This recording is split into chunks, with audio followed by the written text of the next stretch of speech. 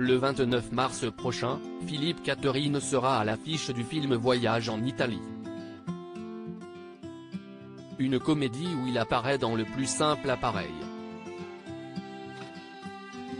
Mais pas de quoi gêner le chanteur très à l'aise avec son corps.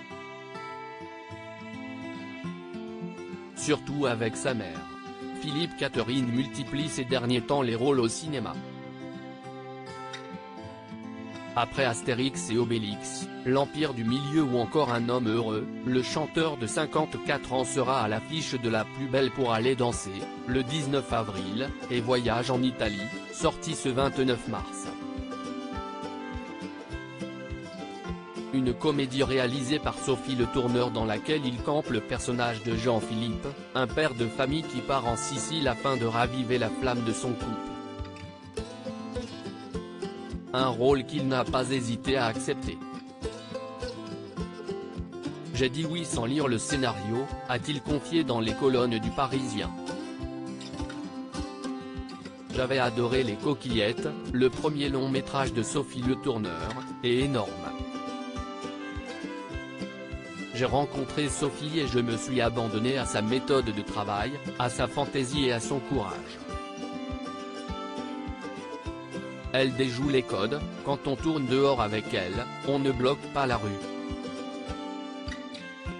Philippe Catherine très, voire trop, à l'aise avec son corps pour son personnage dans Voyage en Italie, le compagnon de Julie Depardieu a notamment joué.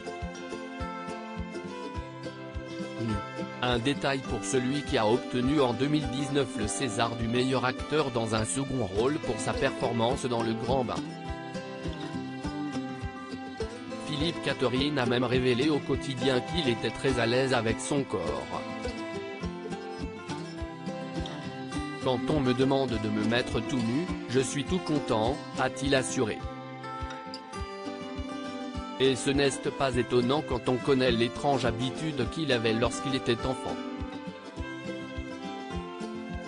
Souvent, quand j'étais petit, j'appelais ma maman dans la cuisine, et quand elle se retournait, je lui montrais mes fesses.